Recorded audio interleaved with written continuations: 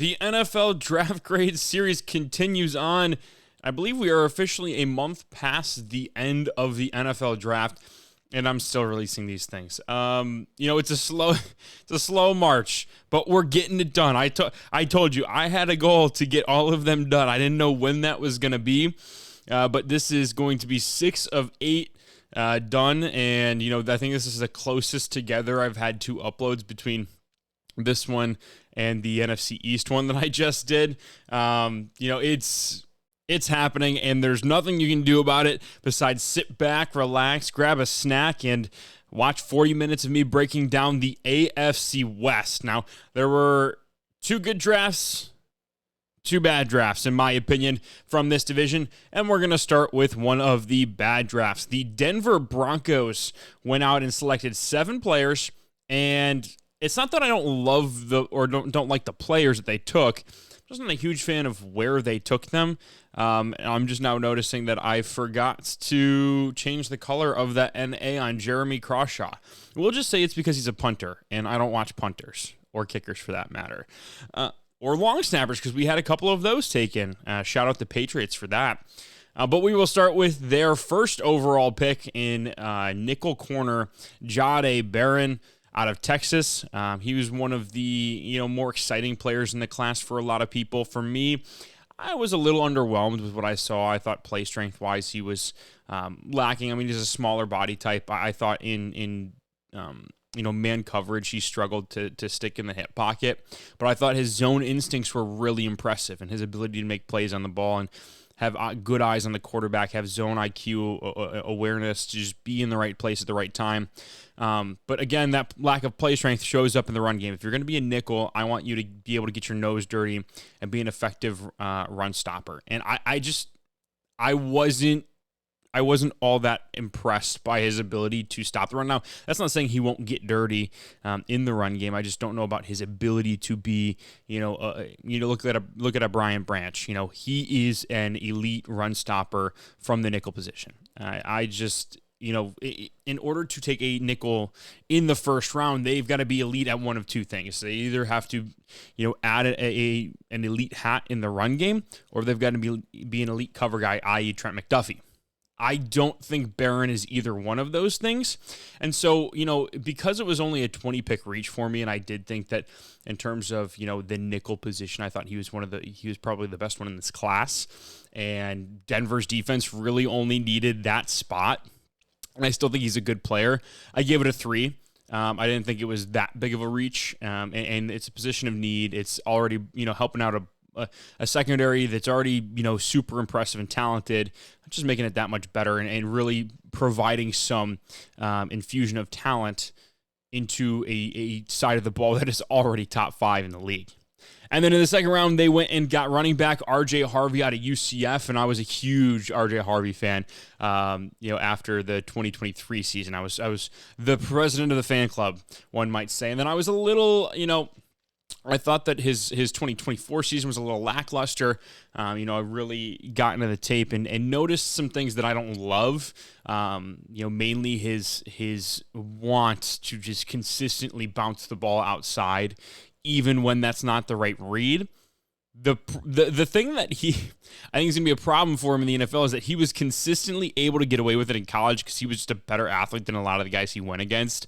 That's not going to be the case at the NFL level. And, he's not this Jahmyr Gibbs type athlete where he is going to come in day one and be the best, one of the best athletes on the field. He's very good in tight spaces. He's very shifty. He makes guys miss. He does have some solid contact balance. Will break a few tackles, but doesn't have that, elite breakaway speed, in my opinion. His acceleration was good, not great. And I thought that the vision was, it was a little scary at times where it was like, he didn't see the play develop and where he was supposed to go. Instead, he felt like he could get outside and, beat the defender to the edge. And most times he could, and that's where a lot of his big plays came from. And so I'm just a little wary of that. I thought there were some other running backs on the board that I would have rather had. I think that, given Sean Payton's ability to scheme up a run game, you don't need a, elite running back. So yeah, I don't know if this is going to hurt them that much in the long run, taking RJ Harvey over one of the other running backs that I had ahead of him. But it is interesting, to see that I think he was the third running back taken after Marion Hampton and Ashton Genty, both of which we will see in this video. So I give that a 2. I had the third round grade on him, so it wasn't too big of a reach for me. It was just the fact that he went before some other running backs that I really thought were better prospects. And then in the third round, with their first third round pick, they went and got Pat Bryant. And in the same vein as RJ Harvey, for Pat Bryant, I did have a little bit lower of a grade on him, but I also thought there were just better X receivers available. Guys that were more complete offensively. They were better athletes. They were really good run blockers. Like Iomanner is one of those guys that I was like, yep, he's the one. Torrey Horton, another one where I was like, those guys can be better X's than Pat Bryant. I even liked Andrew Armstrong, who went undrafted, a little bit more than I liked Pat Bryant. But, it's not to say Pat Bryant's not a good player, because I do think that he can give you kind of exactly what you want out of an X receiver. Look at Tim Patrick, right? He's not going to be your number one receiver. He's not a great athlete, but he does exactly what you need him to do. He's got a big body. He goes up and makes catches. He's not going to be a separator at any level. That's kind of what Pat Bryant is, but he's got sticky hands. He's going to fight for the ball. He's a good run blocker. It's just a little early for me, and I thought there were better guys on the board, so I give it a 2. And then I'm going to be honest, hand up. I'm probably one of the biggest Savion Jones haters that you will see from draft analysts. I did not have, I think I had a 7th round grade on him, or it was a late 6th. I just thought his athleticism was not great, and I didn't think he brought a lot of power to the run game or in his ability to rush the passer. There is no burst there. There is no speed to power conversion. There's no bend. I didn't really think his hand usage was great, and they took him in the 3rd round. So for me, that was a big reach, and I thought there were better guys on the board that can do, his calling card much better. So I think that's one that the Broncos are really going to wish they had back, just because who else was on the board at that time. And then, they get one of my favorite experimental players in this class, and I think a lot of people's, when you talk about just the raw traits from a player, Q Robinson is that and then some. He barely played at Alabama. I mean, we're talking about 132 snaps, or pass rush snaps, I think is what it was this past season. That's hardly anything. That's like, was it overall snaps? It might have been overall snaps. I can't remember what number that reflected, but he did not have a ton of chances to rush the passer. And when he did, you saw the flashes there. His intangibles, right? The stuff that you can't teach. It's like, okay, this kid flashes some ability to win with his hands, and has that athletic burst off the line of scrimmage. He just has no idea what he's doing out there. And so when you talk about the stuff you can't teach, he's got the arm length, right? He's got the size, he's got the hands where he can really control the point of attack. You're just kind of waiting for him to develop, and he is, if I remember correctly, he is only like 22 years old, so there is room there for him to grow. It's tough when Alabama has been consistently churning out these high-level NFL prospects.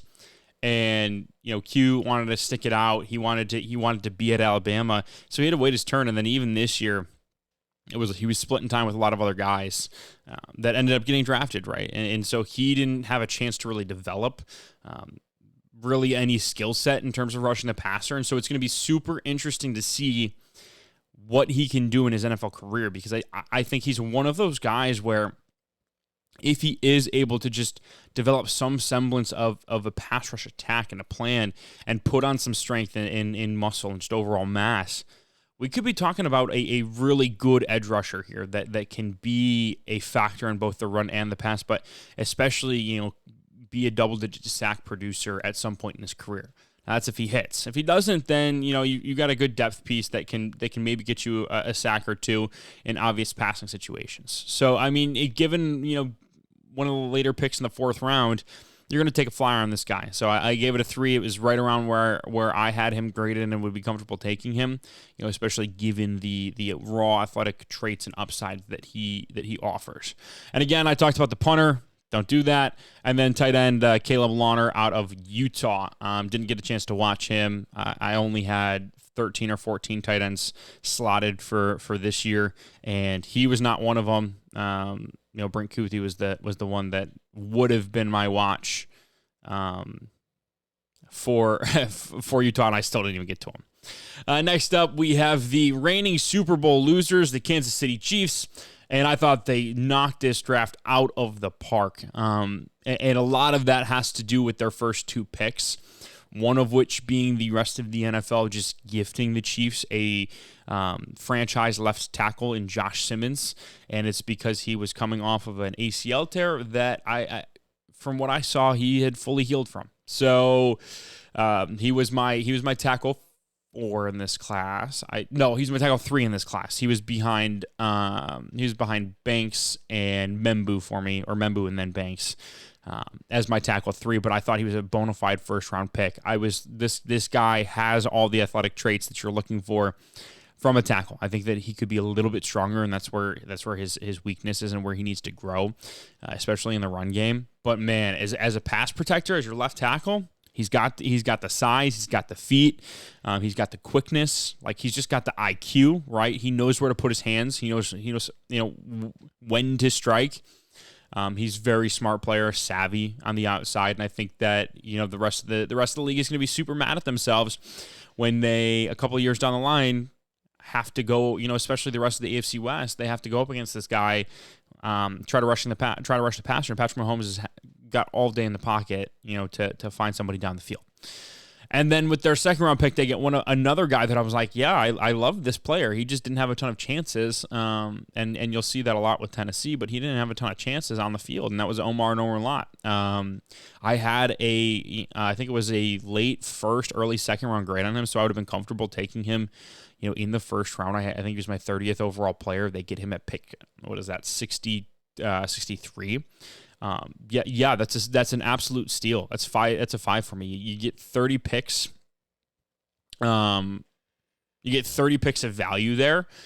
And it's a player who plays exactly like Spags wants his defensive lineman to play. He's super energetic, explosive out of his stance, heavy hands, will make a bunch of splash plays in the run game. Also has immense pass rush upside. Like, you want to play him at he can play pretty much everything except nose tackle. Like, that's the kind of versatility he brings because of his athletic ability. I was shocked that he went as late as he did, given and I think a lot of it is just because he didn't have enough chances on tape. But man, those flashes were some of the best from a defensive tackle that we saw in this class. Now, this was a loaded defensive tackle class, and so maybe that's untrue, because when you have guys like Kenneth Grant, Mason Graham, Walter Nolan, and then I'm gonna blank on his name for Derek Harmon. There we go. I think his highs were up there with some of their highs, and he was my interior defensive lineman 5 for exactly that reason. And I didn't have as big of a gap as I think a lot of people thought there was between them. I think he's going to be a hell of a player for the Chiefs. And then in the third round, with their first third round pick, they get Ashton Galati. I think that's how you pronounce it. Out of Louisville, and he was another one of those guys that I was watching Louisville, and this guy kept popping up on tape. I was like, this guy is an NFL player. There's no way he's not. And when is he coming out? I wanted to earmark him for just my mental, take a mental note for later on. And of course, he's coming out as well this year, and so I'm like, yep, this kid can absolutely play in the NFL. He's got power. Like, his legs are tree trunks. He can absolutely set the edge. As a pass rusher, he doesn't really offer much outside of power. He's got a few moves, but they're not very effective. Exactly what Kansas City wants out of their edge rushers. They just want guys who are going to collapse the pocket, and that's what Ashton does really, really well.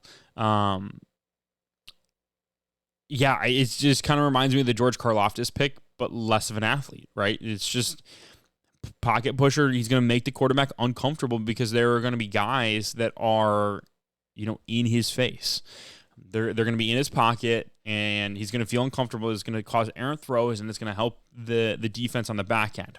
Which leads me into the next pick, Noel Williams, and maybe this is where the Noel Williams pick comes in and makes sense. Is that his ball production was fantastic in his final season at Cal, but when you go and actually look at the ball production and how it came, he got really lucky. Like we're talking about just errant throws. He's out of position, but he's in the right spot for where the throw comes. But as a corner, I was just very underwhelmed and unimpressed with his ability to stay in the hip pocket, to press the line of scrimmage, to really play in phase. I thought his hips were tight. He didn't really have a good idea of when he needed to break, and his zone IQ wasn't great either. Like, there was just nothing I saw from Noah Williams that was like, yep, this guy is more than a 7th round pick. I think he was my second lowest graded corner that I watched this year, and he was a 7th round pick for me. I was not a fan of him, and to take him in the 3rd round for me is just way too soon. Clearly, right? So yeah, that's an easy one for me. And then they get Jalen Royals in the 4th round, late 4th round at that. I had a 3rd round grade on Royals. I think that where he needs to improve is his route tree, but what he gives you is exactly what the Chiefs need, is somebody who can be that big play threat down the field. But imagine if Xavier Worthy could run routes and not just be a screen guy. Then Royals isn't quite as fast as Worthy, but I think as a wide receiver, he's a better wide receiver, and you're gonna be able to line him up in the slot, and he can even play on the outside a little bit. He can play as your Z, and he is going to get open.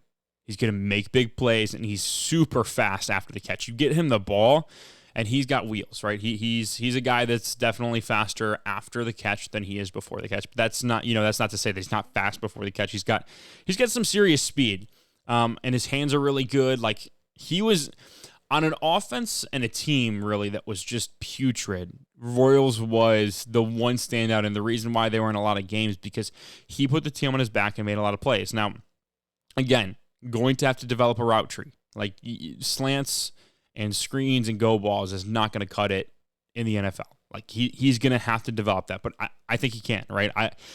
When I watched him run those slants, it was like, okay, there's some good variety in how he gets off the ball and sets it up, even though the defender knows it's likely going to be a slant, because anytime he came off of the line of scrimmage, it was for a slant or a go.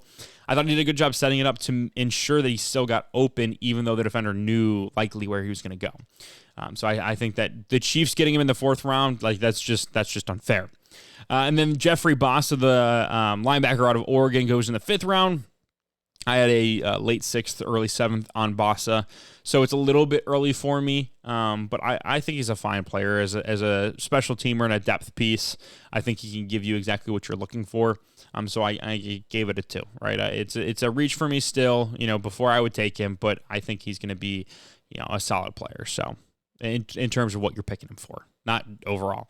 And then in the 7th round, they get Brashard Smith, and I had a late 4th, early 5th on Brashard Smith. And it's not just the fact that they got him where they did, but it's the fit. I think Brashard Smith as a receiving back is the best in this class. I think he's better than Jaden Blue because of his ability to, the wide receiver background, line up outside. He can split out. He can be super versatile, but he's also he's a legit running back. Like, some of the runs he had at SMU for a guy who hadn't played running back was like, hold on a second. What?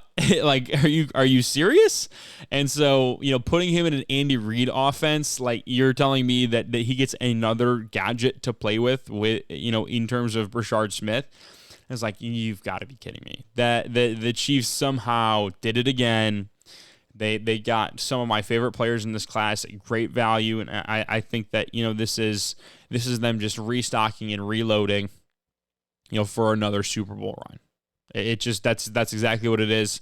They get a 3.57. One of my more my better rated grades I've given out in this cycle so far. When you have 3 5s, that'll do it. I just thought that they knocked it out of the park. Really, they got positions of need. They got players that fit their MO and fit their style that are going to help them immediately. Like, we're not talking about they'll be impact players down the line. Like, literally, when you talk about Josh Simmons, Omar Norman-Lott, Ashton Galati, Brashard Smith, and Jalen Royals, those guys are going to impact the team this year. Now, they won't all be starters, but you get 5 impact players from the draft. Yeah, you're coming out smelling like roses, and I think that's exactly what the Chiefs just did. Next up, we have the Las Vegas Raiders, and boy, oh boy, was this one of the more interesting drafts of the 2025 cycle. They got my favorite player in this entire class, Ashton Jeanty, with the 6th overall pick, and that's the running back value, right?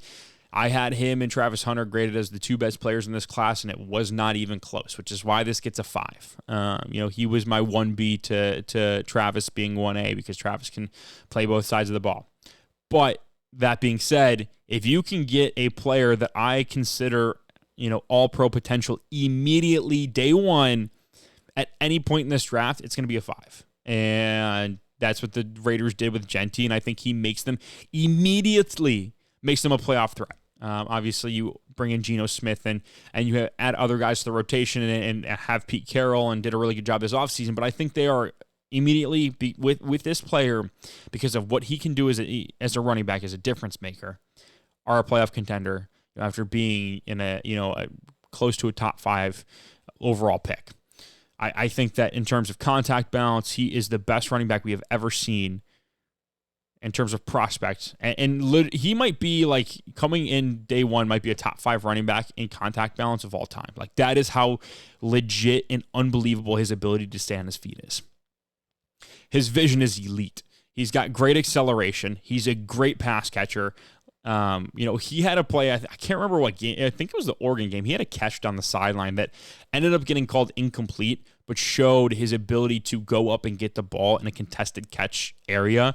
I was like, oh my, what can this guy not do? He does have to work on his pass protection a little bit. He was just a little bit timid in his approach, and I think a lot of that is because he takes so many hits when he's running the ball that he views it as a reprieve for him. It's a little bit of a break.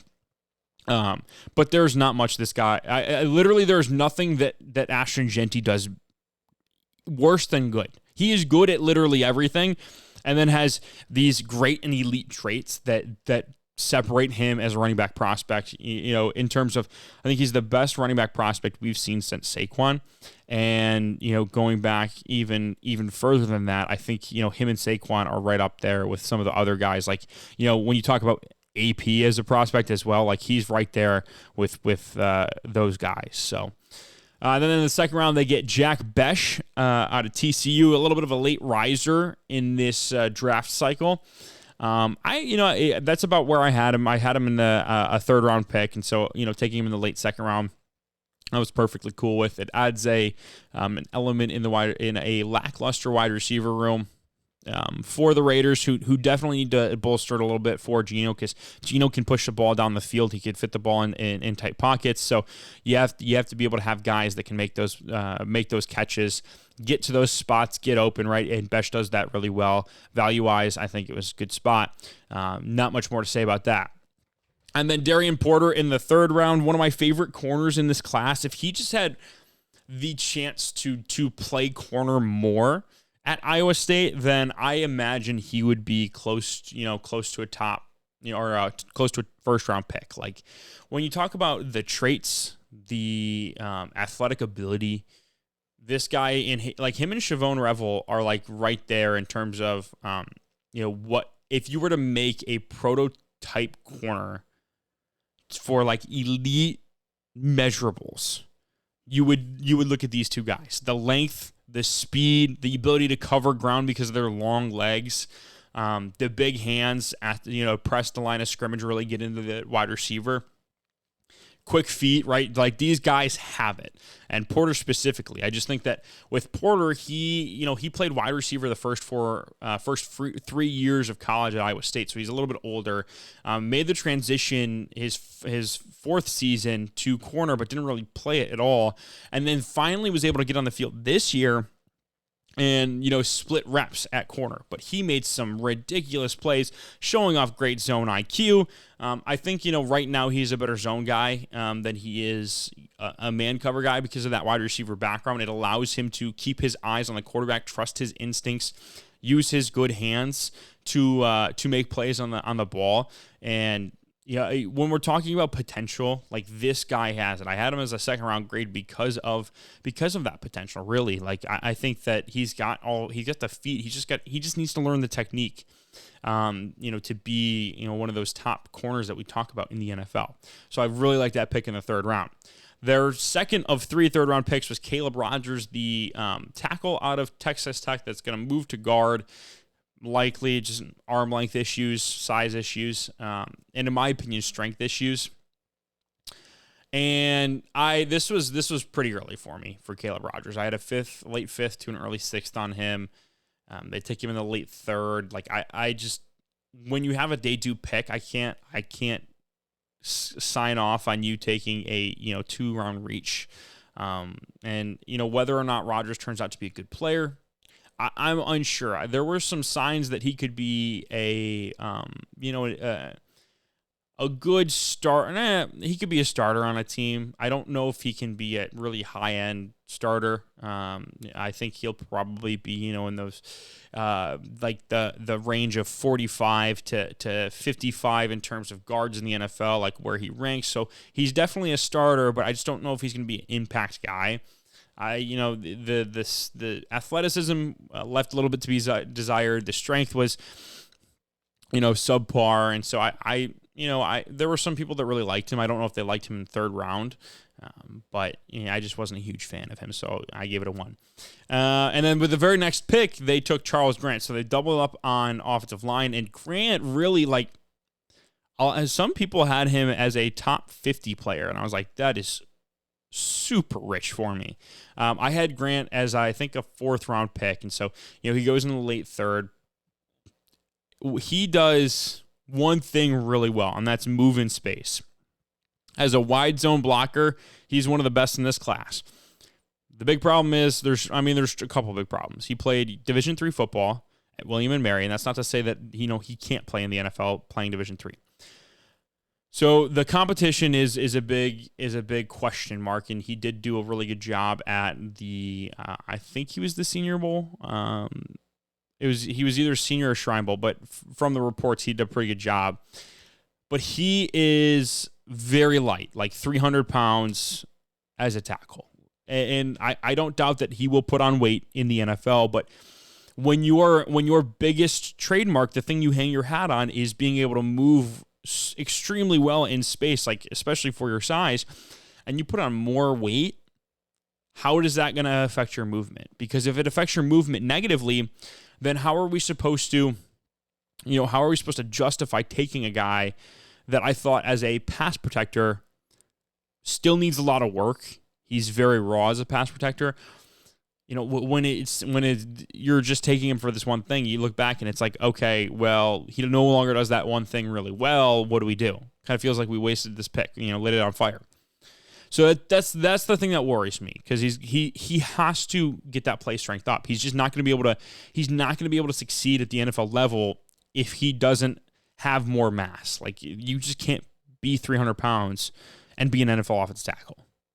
So, he's going to have to do that. But if he can, then we're talking about, like, if he can do those things, if he can put on that muscle mass, increase his play strength, but maintain that movement ability in space, we're talking about one of the best wide zone blockers in the league. Like, he is phenomenal.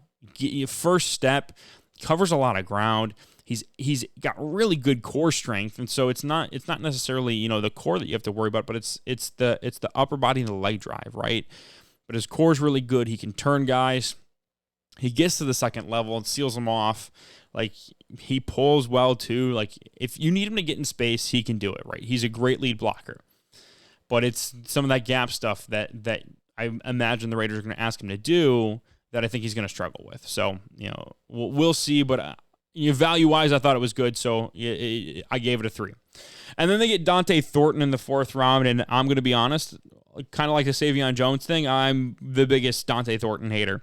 What he showed me at Tennessee is that he can run really fast, and that's about it. Like, I mean, when we're talking about he played 127 snaps the entire season.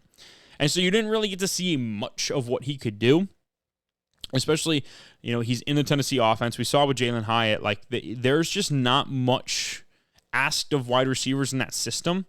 But I thought Brew McCoy was a better wide receiver than Thornton was. For Thornton, it's really just, I don't know if he can actually run routes. Never saw him do it. I don't anticipate that he's able to do it. He looks kind of stiff when he's, the few times that he ran slants. I don't think he catches the ball well. People are like, oh, he's fast and he's got a big frame. And I'm like, guys, we've tried this before and it doesn't work. Right. So we can't, and I guess it's the fourth round, right? Like that's going to be the counter is it's the fourth round. Let me take a flyer on this guy. And sure, if you want to do that, more power to you. But I literally, I had him as a UDFA. He's a priority UDFA, but I just don't see, I didn't see anything on tape that made me think, oh yeah, this guy is going to work in the NFL. I didn't see that. There's so much that you have to bank on with him to be a productive NFL wide receiver, and I don't see that. Tonka Hemingway in the fourth round. This was a little early for me. I think I had a sixth round grade on Tonka. He's big body, and that's about it. There's so much that he needs to work on to be better. Take him in the fourth round. Just way too early for me. But I did like getting J.J. Pegues in the sixth round, not only for the fact that as a defensive tackle, I think he's got pass rush upside and he's athletic and he can do a lot of things. I thought he was an underrated defensive tackle, and I thought guys weren't giving him credit for what he was able to do. But he's also super fun on offense, and if you want to put him at fullback to block for Ashton Genty, I don't know who's getting in front of those two guys. There's no way. And if you have time, go and watch J.J. Pegues' Wildcat quarterback highlights at Ole Miss. They're so fun, dude. He moves so well for his size. Great feet, great agility, is quick. Does such a good job breaking tackles and fighting for yards. I wouldn't be opposed to him being a full-time fullback. Have him drop a few pounds and just let him rock dudes, get him out in the flat in the passing game. Let him take some Wildcat quarterback snaps, just block for Ashton Genty. That's such a fun offense.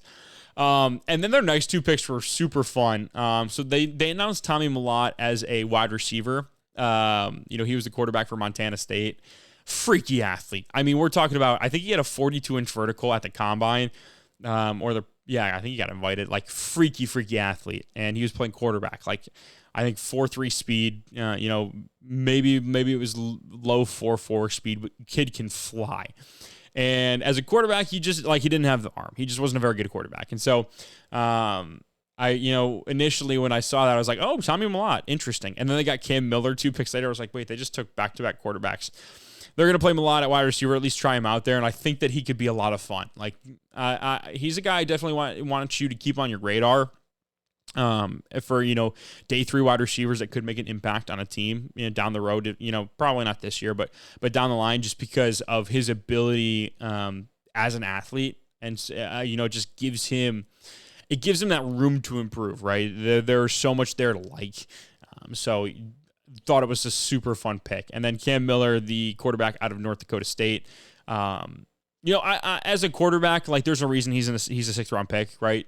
But he again, he's also a really good athlete, runs the read option really well, can make some throws. So, I thought that was a good use of a 6th round pick. I didn't actually watch any of their tape. This is just from what I remember watching of FCS football in the playoffs.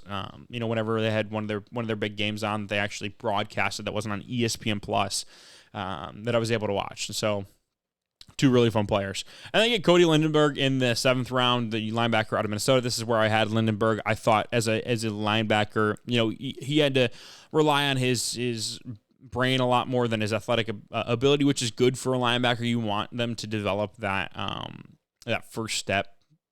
They know where the ball is going, that instinct.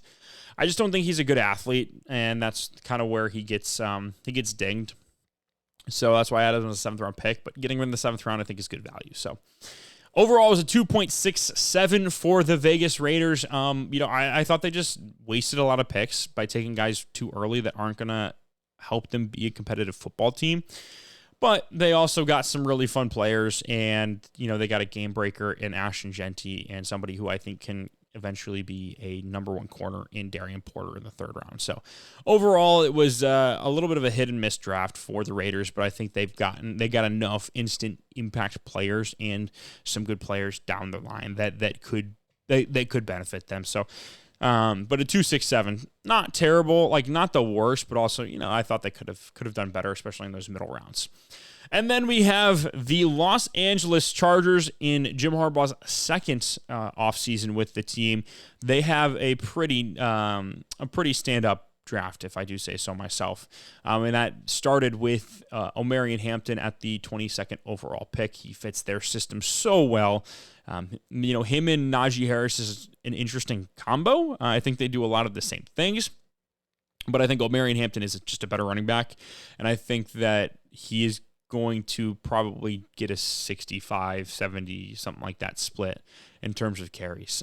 As a run, or not a run blocker, but as a pass catcher, I think he adds a lot to the offense as well. Could be a little bit better in his pass protection, as we've seen with a lot of running backs in this class. But, contact balance, vision, he's got a little bit of wiggle to him as well. Just lacks that top end speed. I don't see. He's not a blazer, but he can still move. I think that it does take him a little bit to get going. And then laterally, he leaves a lot to be desired in his ability to, just explode in and out of cuts consistently. There are some on tape where he just pops, but, it's that consistency that you're looking for. And then Trey Harris, I think, was the perfect pick for them in the 2nd round. When you look at who they have at wide receiver and the Quentin Johnston, he had a better statistical season this past season than he did in his rookie year. But when you look at how those stats came, it was very manufactured. I didn't think it was actually him being a good separator, which he's one of the worst separators.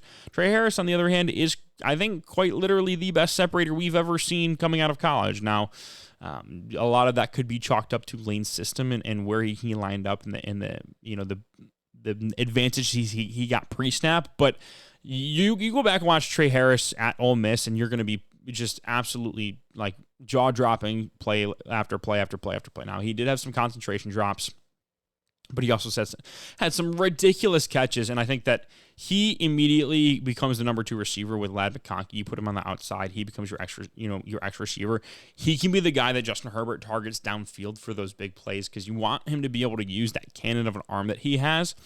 And Trey Harris can be that guy. His ability, and he has such a good, for being at Ole Miss, he has such a good understanding of leverage and route running. He has a good route running ability in a variety of routes that he can run. And so I thought that was a really good pick. And then Jamari Caldwell, just a big dude that's going to clog up holes, just take on 2 blockers, eat them. Make a few plays in the backfield. I think Jamari Caldwell fits exactly what Jim Harbaugh wants to do on the defensive side of the ball. Jesse Minter is going to love him. It allows him to be a lot more multiple with his looks, just because you can always rely on that guy to take on those 2 blockers and just be a meat shield in the middle. I thought Caldwell was one of the more underrated interior defensive linemen in this class, and somebody who, when you're looking at nose tackles, somebody value-wise, I thought taking him in the 3rd round would be better than taking a Tyleik Williams, in the 1st round. So I really like that pick. Fits the system, fits the culture there. Just such a Chargers pick. And then they get Kyle Kennard in the 4th round. I had a 5th round grade on Kennard. I just wasn't a big fan of him. Didn't have, great athleticism. It felt like his wins were, they were more persistence wins than wins with technique, off the ball. I think he's a good leader. I think he's a guy that you can bring in and he can be a good locker room fit, but I just don't know if he's going to offer you much on the field, which is why I think he fell to the 4th round. And then in the 5th round, they get Keandre Lambert-Smith, and I'm realizing that I forgot to put the T in Lambert as well. But I really liked Lambert-Smith. I think that Penn State didn't use him the way he should have been used, and Auburn really couldn't because of their quarterback play. But, the stuff I was able to see, like hands, ability to go up and get the ball, big body, blocker, like just everything that you need out of an X receiver, I thought Lambert Smith delivered and then some. And so you could literally have it so that you can even have Trey be your Z receiver, you can have Ladd be the slot, and then have Keandre Lambert-Smith be your X receiver. That wide receiver core is one, a couple years down the line is going to be one of the best in the NFL. I 100% believe that. I love Keandre Lambert-Smith and what he brings to the table. He was a highly recruited wide receiver out of high school and just never was able to, find his footing simply because of college offenses that he chose to go to and the quarterback play. I think that his full potential wasn't unlocked. And based off of what I saw on tape, I'm so excited about the fit and the landing spot. I think that he's going to be one of those players late in the or that pops off and people are like, oh, how did he fall to the 5th round? Well, it's because he wasn't able to express himself in college. And then Oronde Gadsden in the 5th round. That is about where I had him going. I think he was a 6th round pick for me.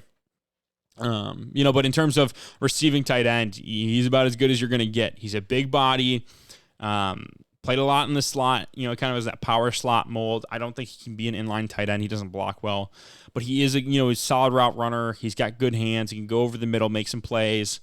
After the catch, he offers you some wiggle and some speed. So I think they'll find a great way to use him in that offense. But you're now talking about a lot of the same types of players. Keandre Lambert-Smith and Oronde Gadsden are kind of the same player. It's just where they lined up was a little bit different, and Lambert-Smith's a better blocker. So, I thought that was a 3 value-wise. Good job. Fit-wise, we'll see. Branson Taylor, the guard out of Pitt, didn't get to. They took him with the first 6th round pick, and they get one of my favorite players in this class, R.J. Mickens out of Clemson, with their second 6th round pick. And to tell you how high I am on R.J. Mickens, I had a late 3rd round grade on him. He went 3 rounds later. I had a higher grade on him than I did Andrew Makuba, and who else? There was another safety that people were high on that I had a higher grade. It wasn't Eman Warrior because I had Eman Warrior a little bit higher than Mickens, but I just thought Mickens, what he showed on tape and his ability in the pass game, in the run game, I thought he was versatile. I thought he could blitz really well. I thought that his eyes were super savvy. His ability to read the quarterback. I also thought he offered, that ability to man up slot players and stick in their hip pocket. Athletically was the downside. It was he's just not an elite athlete. But man, I'm surprised that he fell as far as he did. I thought that was an absolute steal, and I try not to say steal too often because if every NFL team is passing on him, there's clearly a reason that something that I missed that is a very big factor. That could hinder his ability in the NFL. Not saying that the NFL is perfect.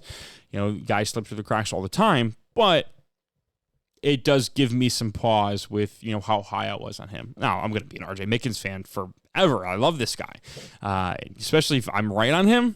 Come on now. You won't hear the end of it.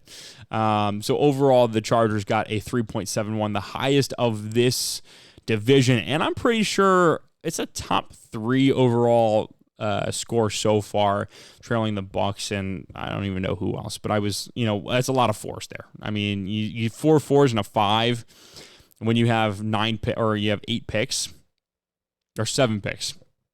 I can't count right now. That's going to give you a pretty high score. So, Chargers win this one. I think Jim Harbaugh is building something special there.